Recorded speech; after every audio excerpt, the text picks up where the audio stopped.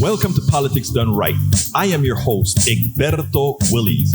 This is a progressive program that will take the mystery out of politics. This is the program that will encourage you to make sure government becomes we the people. Whether you are liberal, progressive, conservative, or otherwise, you get to air your point of view. We are an independent media outlet that, unlike mainstream media beholden to corporations, we only owe allegiance to you. Remember, you can also send me a tweet at EGBERTOWILLIES. That is at Egberto Willies. Let us engage. It is Politics Done Right. Welcome to Politics Done Right. From the studios of KPFT 90.1 FM Houston, your community radio station, we have a great program for you today. Today's program, Obama and Merkel, workers revolt, COVID governor, Senate fears Trump, Manchin, holding hostage. How, folks, we're going to have a great program for you today. Claudia Clark talks about the Obama-Merkel relationship, and she goes into detail on that in her new book. Republicans continue to fail. They continue to fear Trump. They continue to misguide and mislead about the good old COVID crisis. I don't say good old lightly, but we're going to see some of how their thinking, their machinations actually work. We're also going to talk about Manchin holding the entire country hostage because he doesn't want any sort of progressive values that may somehow infer that the corporatocracy will finally have to pay their fair share of taxes. But before we go there, I want to thank Joseph Malkinskowski, Mike Sherrill, Kenneth Jenkins, Bruce Pollard, and James Matuger for being great supporters of Politics Done Right. We could not possibly support or continue this type of programming, this type of research, this type of doing these things that we do as far as getting you the real story if we didn't have you providing that support. So please continue to support the entire Pacifica Network and public networks in general, because that is the only way that we are going to be able to do what we need to do to ensure that all Americans are told the truth, that all Americans are well informed, because an informed America ensures that they vote their interests. You can get Politics Done Right Mondays through Fridays on Facebook Live at facebook.com/Politics Done Right, on YouTube Live at politicsdoneright.com/YouTube. Please do not forget to follow me on Twitter for updates. My handle is at Egberto Willies, at EGBERTOWILLIES.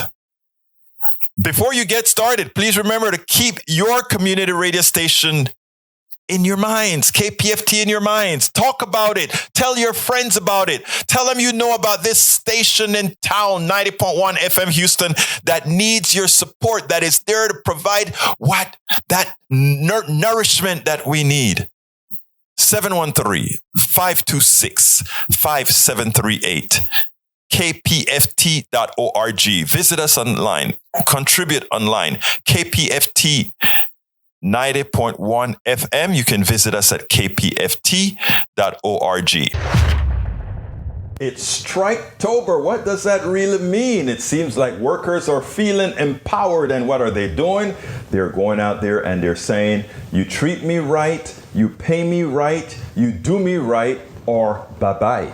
And that is a power that workers should have in a true society, right? Anyhow, there's a tie-in between worker power and what's occurring in the Build Back Better bill with what Joe Manchin is doing as he carries the water for the corporate structure. I'm going to explain that in a minute. I want you to first listen to Farid Zakaria, and then we'll go ahead and take it on the other side, because what he has to say has a lot of importance to corporate America and what they want to continue doing. Check this out. We'll take it on the other side.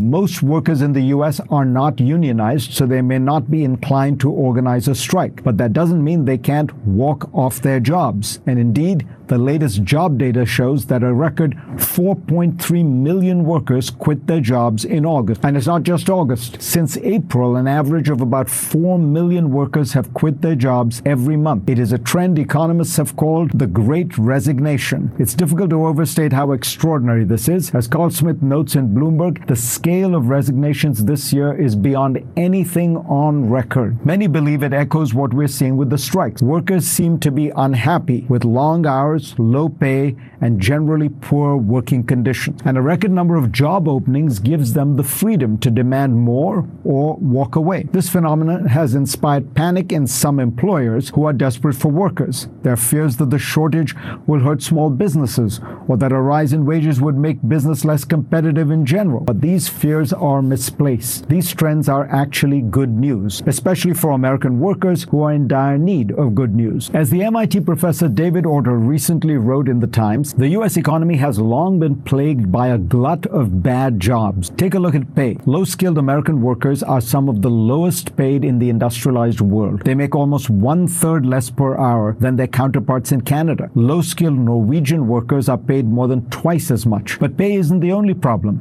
MIT's Otto writes, American workers also receive less notice and severance when they're fired compared to workers in other wealthy countries. They take less vacation. Unlike their peers in most other rich countries, they don't have guaranteed paid parental leave. Order says that the labor shortages we're seeing, the record job openings alongside record resignation, are a market phenomenon that compels companies to improve on some of these policies to attract workers. We've already seen this in terms of pay. Average hourly earnings for workers have risen by more than $1 in the past year. That's not just good for workers, it's also good for the economy. That's because since the dot-com era of the 1990s, worker productivity has stagnated. But in the past year, productivity growth has picked up significantly, in part because employers are compelled to invest more in the workers they've got. A more productive workforce is actually good for competition. And if this trend continues long-term, it could boost the economy's growth. Finally, a glut of open positions gives workers the leverage to experiment. Many workers have left their jobs to start their own businesses, and a rise in entrepreneurship would add some much-needed dynamism to the American economy. So Striketober and the Great Resignation may look chaotic, but this is just the kind of chaos the American economy needs.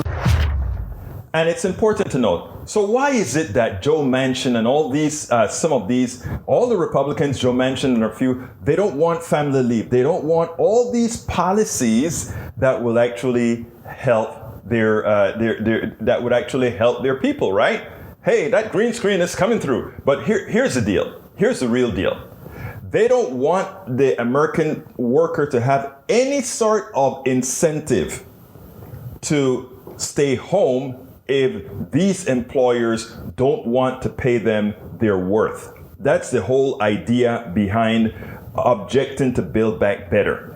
They don't want more taxes. They don't want any policies that somehow adversely affect business or cost business more. So what they want to do is they want to say, we want to make life so hard for you. We don't want to have any form of social state that gives you any advantages over anything that will somehow cause you to think twice before taking any job. Look, what we need is exactly what we're starting to have. Good job, Farid Zakaria, for pointing this out. And employers, you want employees, do them right. I'll go to our last video to just show the stupidity. And this one, Eric Hayes, you should understand quite well. Take a listen, and then we'll take it from there. Last week, you admitted that businesses imposing their own vaccine mandates are effective in getting vaccine rates up.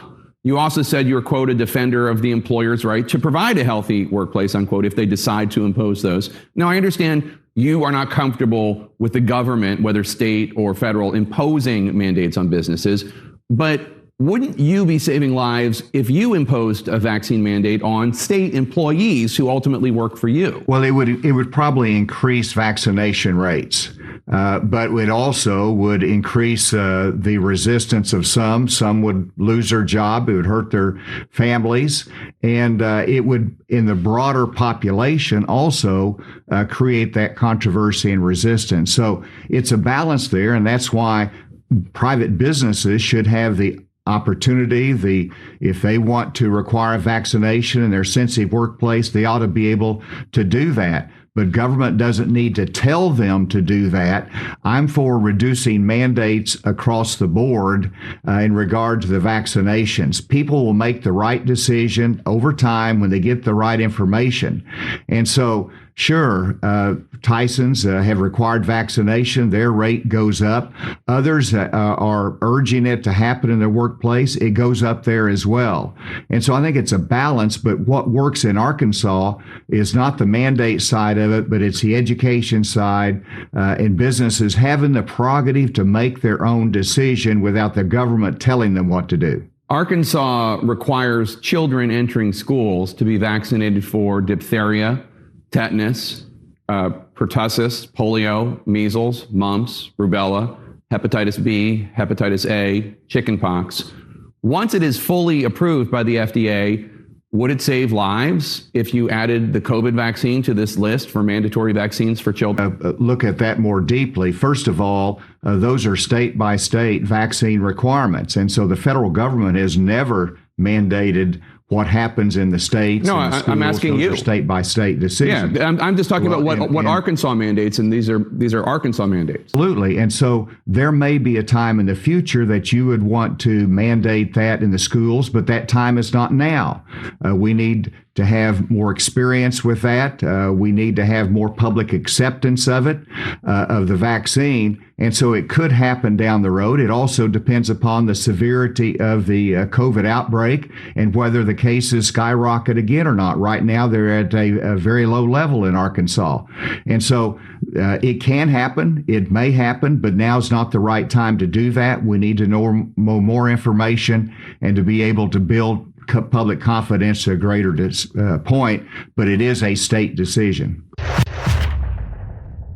I want to show you Roy Blunt, somebody turning themselves into pretzels to support Donald Trump, to lie about progressives, and to move on. Let's go ahead and get busy. Let me set it up right so I don't get the wrong channels. This one I had to put together. Let me set it up a bit.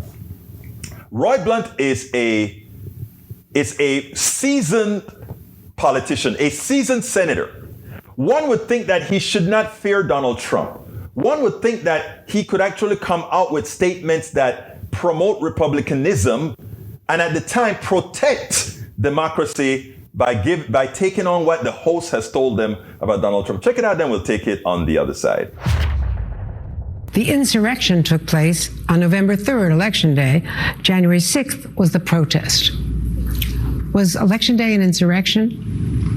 You know, I think the election was what it was. There's a process you go through that determines whether or not the early reports were the right reports, and we went through that process. And I'm of the view that the best thing that President Trump could do to help us win majorities in 2022 is talk about the future, and he can be an important part of this 22 effort, but I think better off to talk about the future than to focus on the past in every election.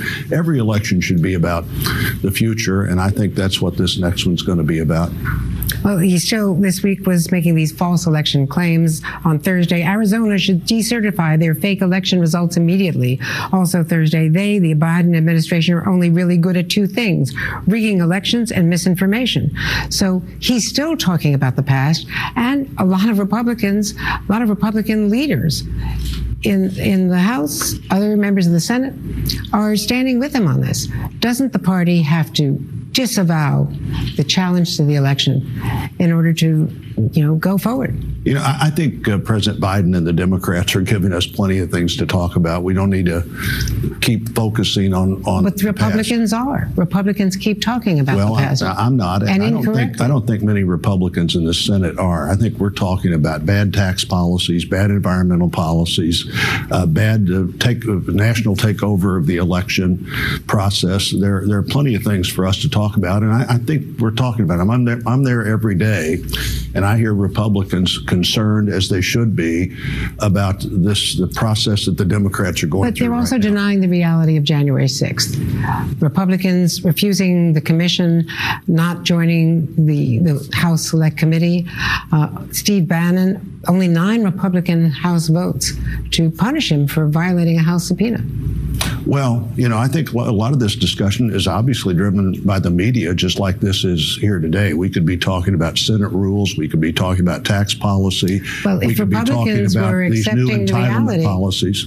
It's not the media that's going against the reality of what happened on January 6th. It was the worst attack on our government, on our democracy since the Civil War. Well, I agree with that. In fact, on January the 20th, I was at the podium at the Capitol chairing the inauguration, and that peaceful transition of power that we saw that day is one of the most important things we do. And I was able to chair the inauguration 4 years earlier, and 4 years later, it was the same important message we sent to the world, and I think we effectively did that. Well, to that point, if the former president keeps denying the reality of the election and of Joe Biden being the president, should that disqualify him from being a candidate, as he suggests he wants to be in 2024? Well, there are constitutional provisions about being a candidate, and having opinions that other people may not agree with is not one of those provisions. He can be a candidate if he wants to be, but again, I think what President Trump could do that would be most helpful right now would be a focus on the policies that aren't working. His policies at the border were working, his regulatory policies were working, his tax policies were working, but we see that those policies for Democrats with these narrow majorities they have aren't working. I hope that's where he focuses, but I don't manage his time or his. But if he doesn't comments. concede the election, would you support him in 2024? Well, the election for 2020 is over. I'm focused on 2022, and it's a long time between now and 2024. He has basically excommunicated Liz Cheney from the party, as has Kevin McCarthy, primarying her and all the rest, just for trying to investigate what really happened. What was the conspiracy behind January 6th? Do you think there's a place in the Republican Party for Liz Cheney?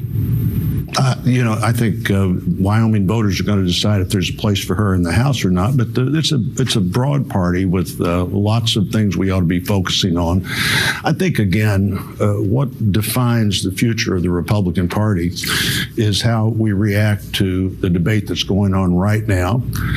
Democrats are having an incredibly hard time getting where they'd like to be. They've decided that they've got a mandate when there's clearly no mandate. The Senate couldn't possibly be closer. The House majority is the closest Democrats have had in 170 years. And frankly, the only thing that Joe Biden and Donald Trump agreed about in 2020 was they both wanted the election to be all about Donald Trump. There is no mandate. Pretending you do is going to have real consequences in both 22 and 24. Now, before I go into any basics there, Andrew Mitchell, why didn't you push back when the new phrase that Republicans are using? And I want everybody to be aware of this. This is very important because they know how to use phraseology.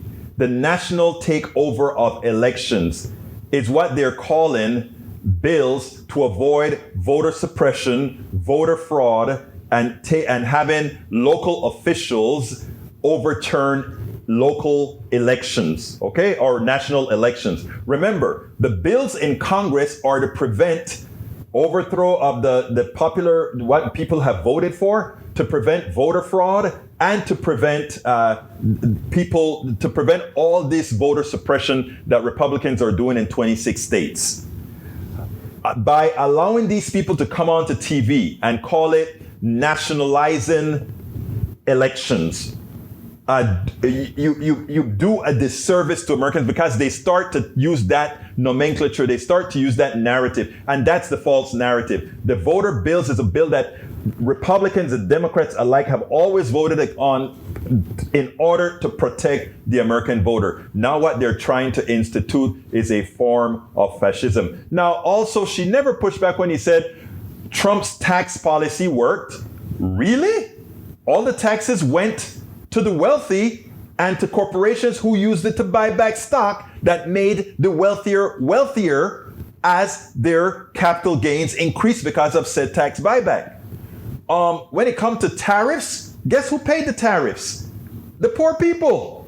When their semiconductors and all these things went up in prices, who paid it again? It wasn't, the tax came into the coffers, but it was paid for by the American people. No pushback. That's what I'm talking about. But you see how they're attacking, Democrats are fighting among each other. But when these clowns come on TV and spill, they sound like they are sensible. We've allowed it. We've got to stop that. That is why you have a politics done right, to pull the crap out of what these people say. A message to Joe Manchin. Joe Manchin just came out and gave a press conference. Everybody thought the press conference was going to be out to say, we finally got an agreement on the infrastructure bill as well as the Build Back America bill, where we get all the necessary social programs that have been neglected for decades after decades after decades. But instead, he comes out and he says, there's no way that the progressives holding this bill hostage will somehow allow him to vote for the bill. Let me tell you something. There's only one person. Progressives are not holding the infrastructure bill hostage. What we have here is Joe Manchin holding America hostage. Working class America hostage. That is what we're looking at. He comes and he says the bill as it is today is not, it has smoke and mirrors, and that eventually it's not going to be $1.7 trillion, but $3.4 trillion. Did he ever say that about any energy bill that's passed, about any energy infrastructure that puts out there that year after year as they pollute the environment, that somehow the companies that he represents, the oil companies, the coal companies, that they get the things that they want? You never hear that. You never hear a peep out of that. He says that they're not negotiating in good faith. Who is not negotiating in good faith? Remember, important to discuss. 48 senators support the bill. We need 50. That 2 senators think they are more important than 48, and they are willing to let the president's bill go down the drain because 2 out of 48, 96% of the people are for the bill, but you are not for it, so it's not going to happen. You said the progressives want to either have it their way or the highway. Progressives and moderates support it. 96% of them. It is just 2 of you that are giving trouble. Who is actually saying it's my way or the highway? Folks, don't allow a snow job and the media to take this up and make it seem as if progressives and Democrats are in disarray. They're not. 2 senators are holding America hostage. Listen to what he had to say, and then we'll finish it at the other end. I've heard a lot of the mischaracterizations of my position since the president met with the House Democrats last Thursday, and I would like to make an attempt to clear up any confusion about where I stand on the legislation that's working its way through Congress. In all of my years of public service, and I've been around for a long time, I've never seen anything like this. The President of the United States has addressed the House Democratic Caucus twice recently to urge action on the bipartisan infrastructure bill, which sometimes we refer to as the BIF bill. Last week, the Speaker Pelosi urged the importance of voting and passing the BIF bill before the President took the world stage overseas, and still no action.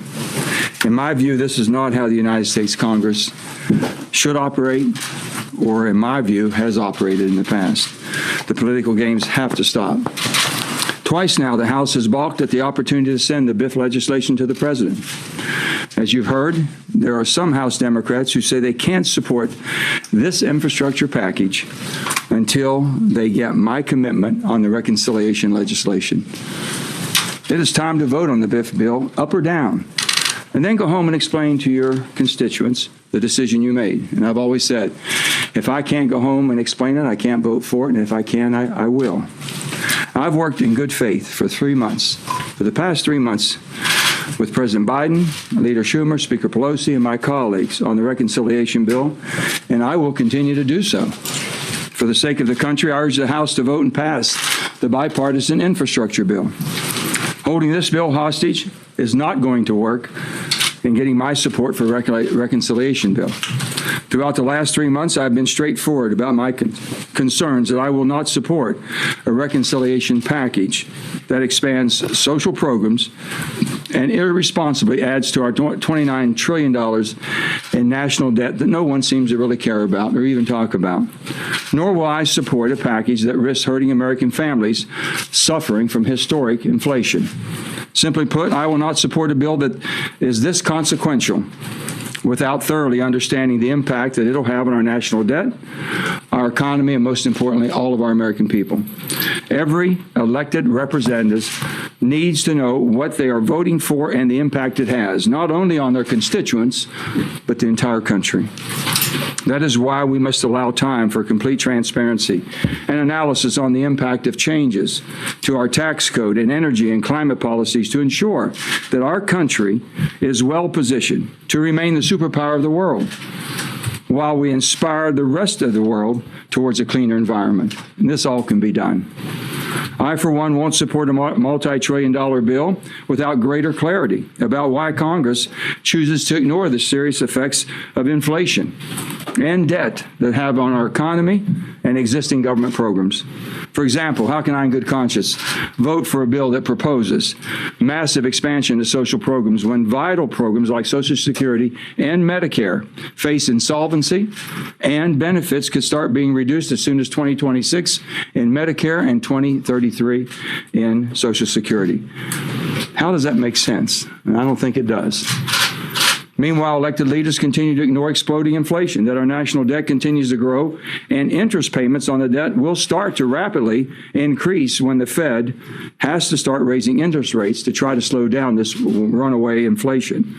With the factors in mind, and all of these factors that we've spoken about, I've worked in good faith for months with all of my colleagues to find a middle ground on a fiscally, and I repeat that, a fiscally responsible piece of legislation that fixes the flaws of the 2017 Trump tax bill that I thought was weighted far, far too far for the high-end earners and the needs of the American families and children. However, as more of the real details outlined in the basic framework are released, what I see are shell games, budget gimmicks that make the real cost of the so-called $1.75 trillion bill estimated to be almost twice that amount if the full time is run out, if you extended it permanently, and that we haven't even spoken about. This is a recipe for economic crisis. None of us should ever misrepresent to the American people what the real cost of legislation is. While I've worked hard to find a path to compromise, it's obvious compromise is not good enough for a lot of my colleagues in Congress. It's all or nothing, and their position doesn't seem to change unless we agree to everything. Enough is enough. It's time our elected leaders in Washington, all of us, stop playing games with the needs of the American people and holding a critical infrastructure bill hostage. While there's opportunity in the reconciliation bill that we can all agree on, and we've been talking about this for months. Again, to be clear, I will not support the reconciliation legislation without knowing how the bill will impact our debt and our economy and our country. And we won't know that until we work through the text. For the sake of our country, I am urging all of my colleagues in the House to vote and pass the bipartisan infrastructure bill. It's bipartisan, 69 votes. We worked on that for many, many months. As I've said before, holding that bill hostage is not going to work to get my support of what you want. It's what we should all agree on and work through the process. I'm open to supporting a final bill that helps move our country forward, but I'm equally open to voting against a bill that hurts our country. And I've been very clear about that also. And most importantly, hurts every American. Let's work together, and I mean that. Let's all work together on getting a sensible reconciliation package, a package that really strengthens our nation and makes us better and leads the world. Thank you all. Now, if you listen to what Joe Manchin had to say there, does what he said really make any sense? It makes absolutely no sense. Here's what I think we should ultimately do. No, you don't get the Build Back Better bill, meaning the social program, the social infrastructure done. No bipartisan bipartisan bill, period. And why do we say no bipartisan bill, period? Because once again, we asked progressives and people who haven't voted because they believe their vote never matters. We asked them to vote in 2020. We asked them to vote in 2018. They came out in 2018. They came out in 2020. What do they have to show for it? A bipartisan infrastructure bill that helps just the same people that always get the help. It is time to end it. It's all or nothing. We all rise together or we fall together. Which one would you prefer? Claudia Clark is the author of the upcoming book just released yesterday, Dear Barack, The Extraordinary Partnership of Barack Obama and Angela Merkel. Disruption Books, October 19, 2021 is the one publishing it. She received her Bachelor's of Arts degree in History and Public Policy from Michigan State University. She was the president of the College Democrats at Michigan State and was active in Amnesty International Now and pro-choice groups. Clark holds a Master's of Arts in Labor and in Industrial Relations from the University of Illinois at Urbana-Champaign, a Master's in U.S. History with an emphasis on women's history from San Jose State University, and a Master's of Social Work, MSW, from the University of Michigan with an emphasis in community organizing. She and her husband resides in Berlin, Germany, where she previously served as National Get Out the Vote, Go TV coordinator for the Democrats Abroad, the Germany chapter. Welcome to Politics Done Right, Claudia. How are you doing? Good, thanks. I'm so excited to be here. Thank you for having me. Absolutely. So, I mean, actually, when all this was happening in Germany, the new elections, etc., I kind of followed it with the expectation that we would start to see a curve away from what we have been seeing, not only here in the United States, but throughout the world on sort of a rightward move. What can you first tell me about the administration of Angela Merkel? Angela Merkel, for the last, 16 years, has been the head of Germany's Christian Democratic Union, or center-right party. And initially, when she started, she was very, she was conservative. But as the years progressed, the longer she was in office as chancellor, the more she moved her center-right party to the center. And so she made a lot of policy decisions in the later years of her chancellorship.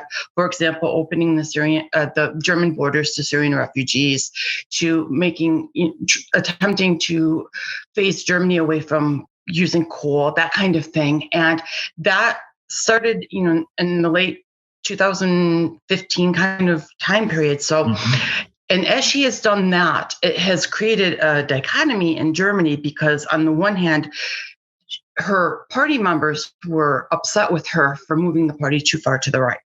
Her party members were concerned because she moved too far to the left or center. And on the other hand, the people from the liberal side still thought she was too conservative. So she was kind of a damned if you do, damned if you don't. And it was interesting because she saw the writing on the wall in 2017 when she was elected for her fourth term.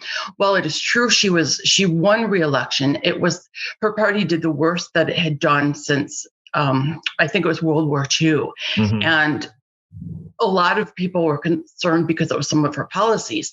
And then the following year, in 2018, the other various German states, Germany is made up of 16 Bundesstaates, right? And they had state elections, and her party was taking a beating in that regard as well. Meanwhile, the far right party, the AfD, and the Greens were building momentum, and so she made the decision to step down after her term ended this past September.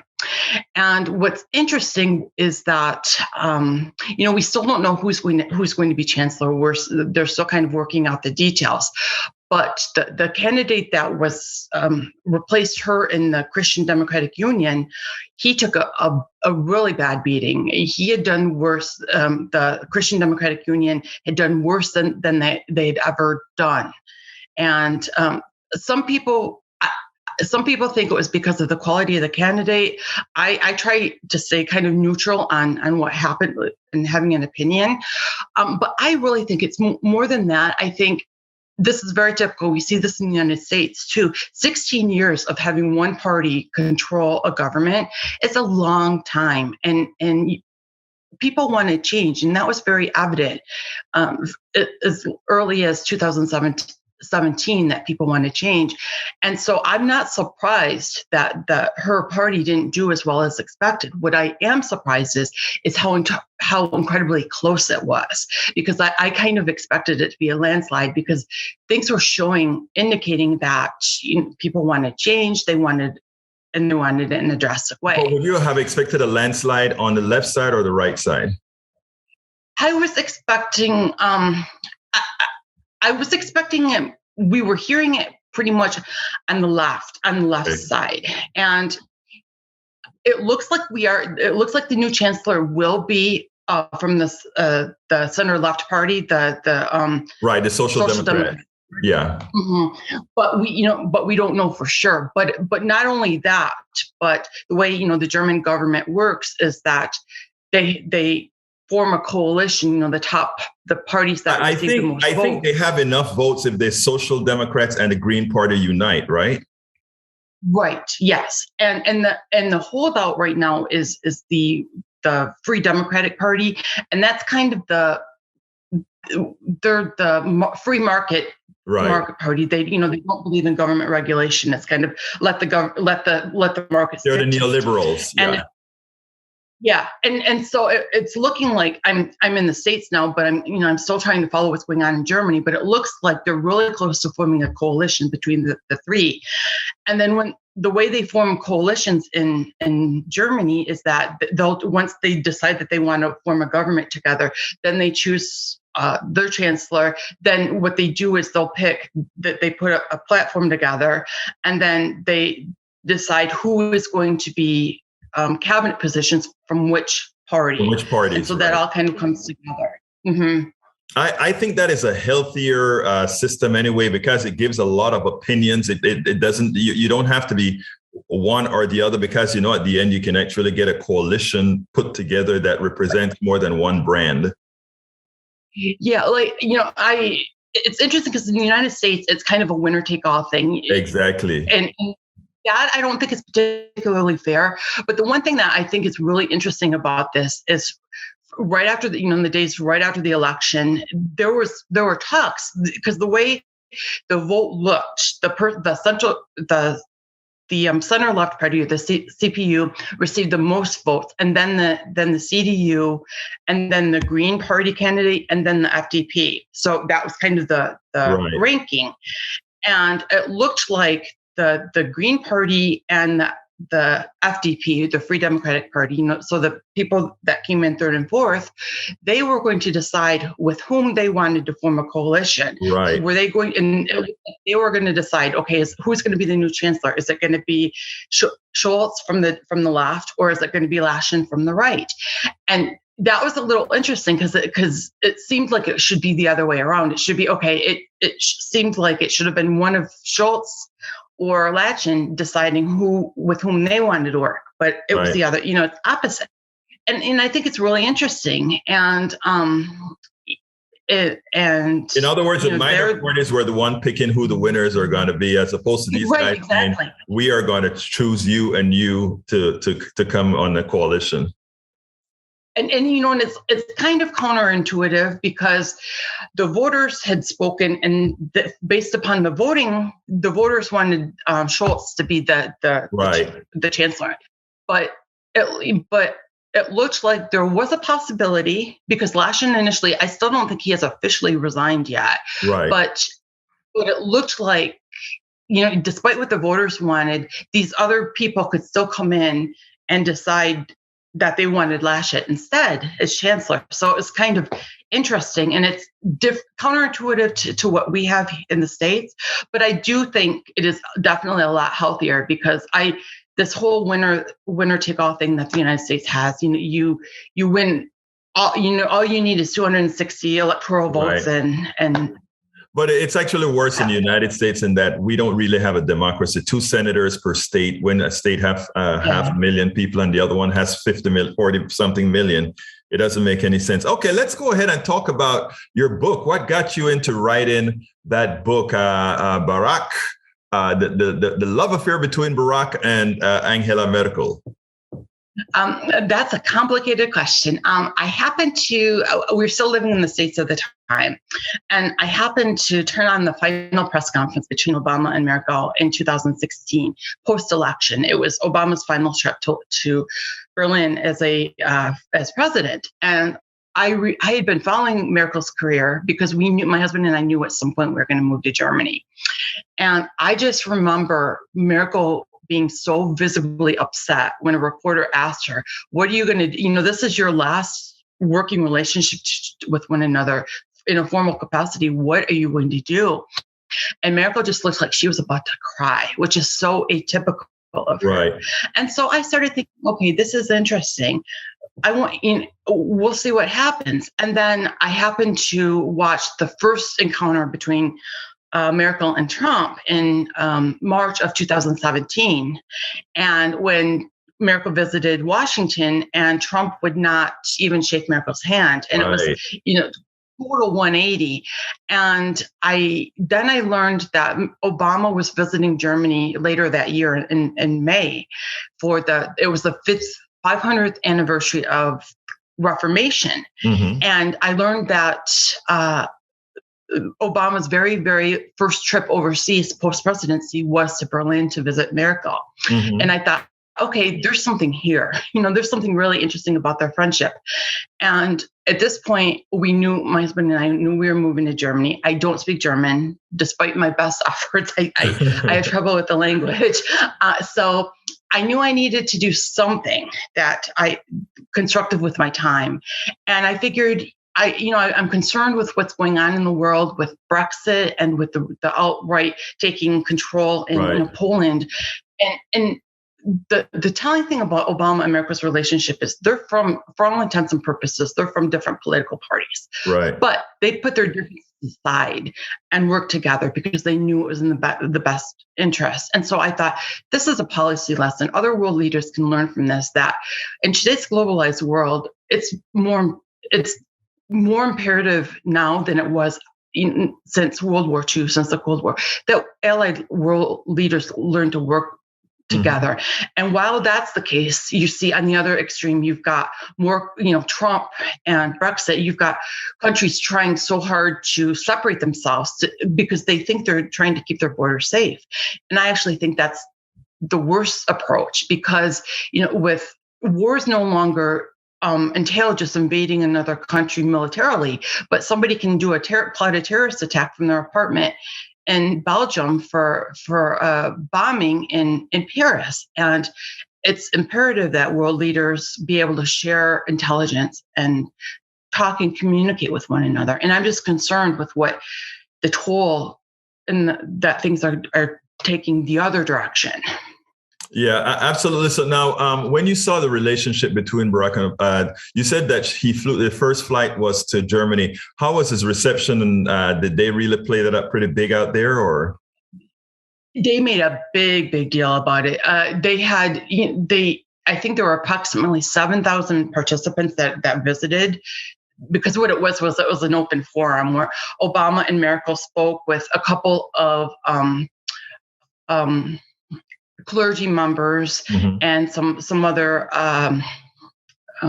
activists. Mm-hmm. And so, they had the forum, and then you looked around the crowd, and there were people who had signs saying, "Welcome back, Mr. President," and "Can we keep you, Mr. President?" and "Du bist ein Berliner." So you could feel the momentum. And I moved to Germany in September of 2017, and the Germans, I saw a lot of how the Germans liked Obama when I was doing my research, but since I've been here, it is legitimate. People would, when they found out I was an American, they would just ask me, why isn't Obama president anymore? Can he become president again? And then, my broken German, I'm like, nein, no. And then it's, well, why not? And so, in my broken German, I have to try and tell them because our constitution won't allow it. Well, why is that? That's dumb. So it was, the Germans absolutely loved him. And even now, and so, and I think that played a large part in the relationship between Merkel and Obama, is because she knew how popular he was. I still remember that huge thing that he had in Berlin. I think it was Berlin when he when he had that big thing in the park, and thousands and thousands and thousands of people showed up to that. It was amazing. 200,000 people.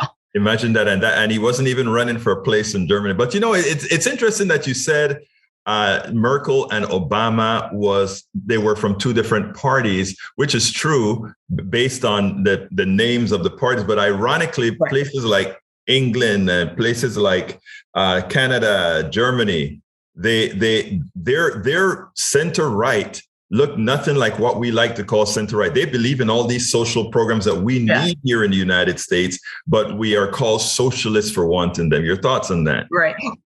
Well, yeah, and when I talk to people, I'm very careful to say, technically speaking, they are from different political parties, but you're not comparing apples to apples, because right, the Republican Party now in the United States, it's not the fiscal conservative party of, say, Reagan.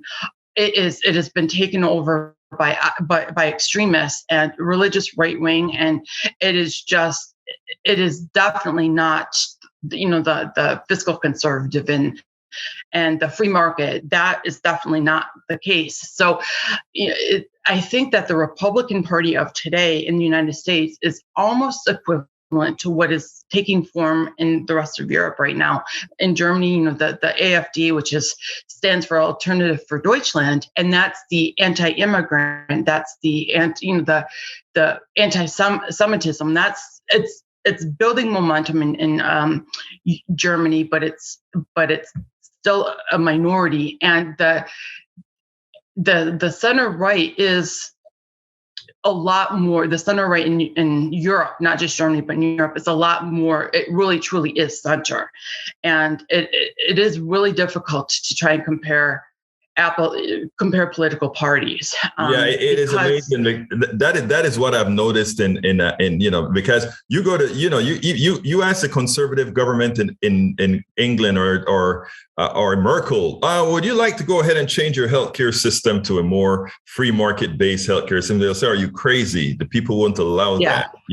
Which is an interesting thing. Now, as far as your book is concerned, I know it was released yesterday. What's the reception? Are you really getting it out there, or? Yeah, I'm pleasantly surprised at the reviews that I'm getting. I shouldn't say surprised. I'm excited about it because excited. That's the right one word. of one of the things what I really wanted to focus on was the positive side. I'm disturbed at what's happening in terms of how negative and nasty things have gotten. And one of the reviews I've gotten, it was called a delightful, because it was, in a world where politics is often so scathing and so nasty. I talk about how well they got along, and yes, they had their differences, but despite their differences, they worked together and they learned from each other, and they helped one another, and how it's a nice change of pace, and I think that's what people will need to see. Now, if you want, I make no bones about my disdain for Trump. But Trump wasn't the focus of the book. I talk about Trump at the very, very end when I talk about how he managed to undermine everything Merkel and Obama had done together. Right. But the purpose of the book was not to bash Trump. It wasn't to bash Brexit. It was more of this is how world leaders what they can accomplish when they put their mind to it, when they put democracy and the well-being of of society above their own personal beliefs or tastes. Now, living in Germany and coming for some time now, I guess you lived in Germany for about 3 years or so, from 17 to now, right? Coming back to the we're still living. How do you? By the way, are you? Is your husband German, or you just? No, we're both American. We're both Americans, and there are a lot of reasons why we decided to move to Germany. I've got family there, but a lot of it was my husband was, he's an engineer and he worked in Silicon Valley, right. and he was tired of the 8-hour work weeks. I got death threats from people because I supported the Affordable Care Act. Gotcha. And I felt like I was a stranger in my own country. I felt my beliefs better aligned with what those of the European Union. So let me ask you this. That is amazing that you're saying that. And I'm interested because I've interviewed people that have permanently relocated to Canada, permanently relocated to England, UK. And now you too, your relocation to Germany, are you becoming a German citizen as well, or a German resident? How does that work? My husband has just permanent residence.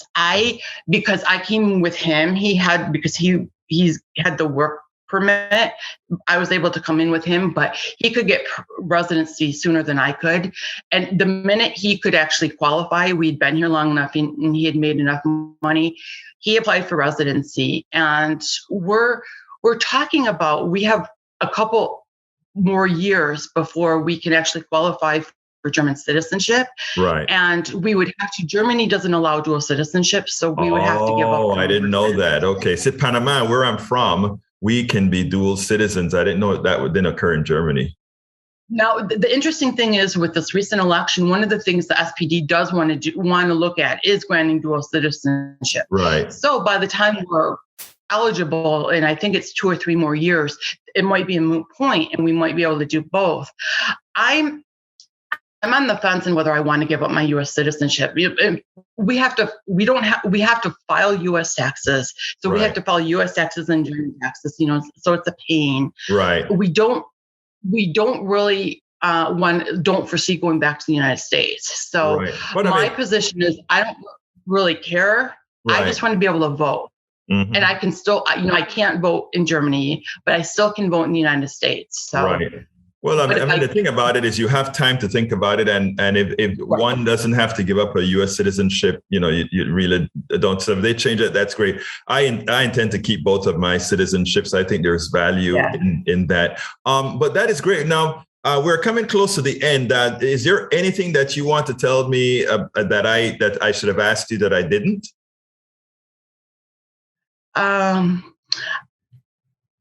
I think the one thing that I would like to emphasize about that about the book is that it is something that it provided an opportunity for 2 people who skeptical of one another, and how they went from being skeptical of one another to, Merkel cried when she said goodbye to Obama for the final time.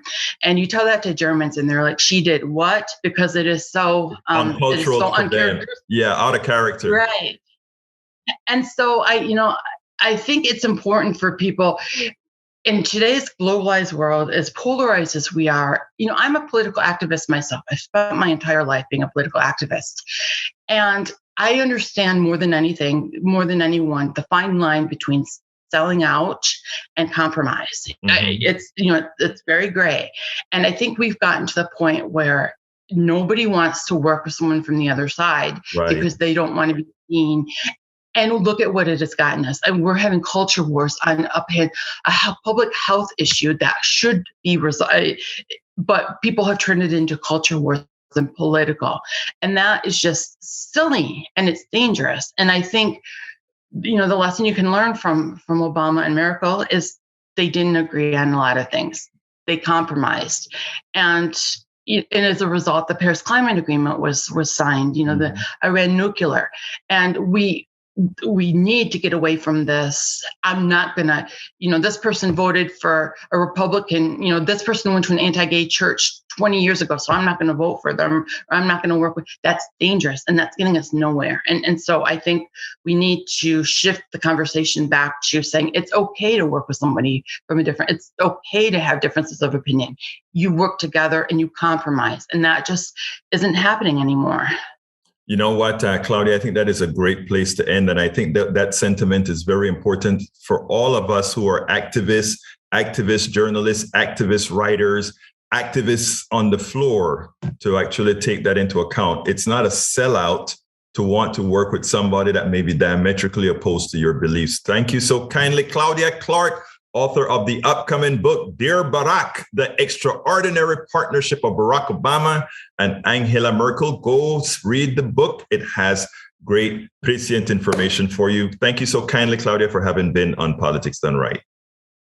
Thank you so much for having me. Please remember to keep your community radio station in your minds. Keep KPFT in your minds. Talk about it. Tell your friends about it.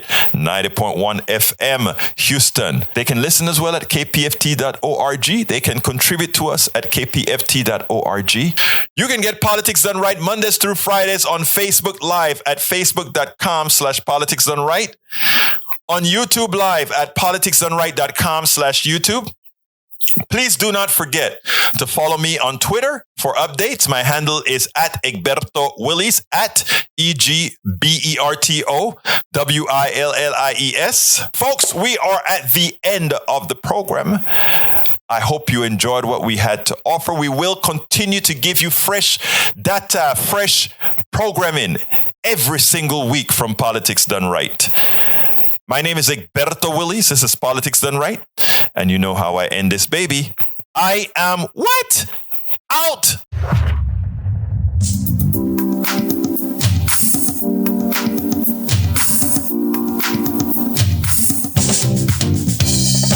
Welcome to Politics Done Right.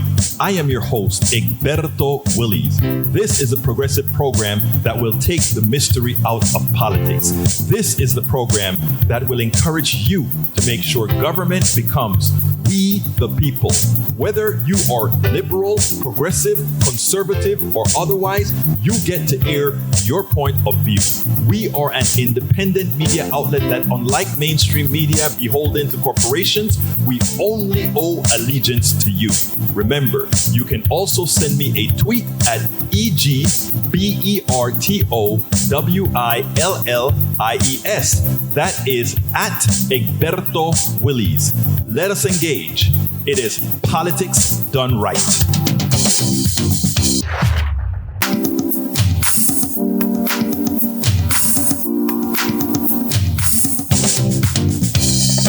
Welcome to Politics Done Right. I am your host, Egberto Willies. This is a progressive program that will take the mystery out of politics. This is the program that will encourage you to make sure government becomes we the people. Whether you are liberal, progressive, conservative, or otherwise, you get to air your point of view. We are an independent media outlet that, unlike mainstream media beholden to corporations, we only owe allegiance to you. Remember, you can also send me a tweet at EGBERTOWILLIES. That is at Egberto Willies. Let us engage. It is Politics Done Right.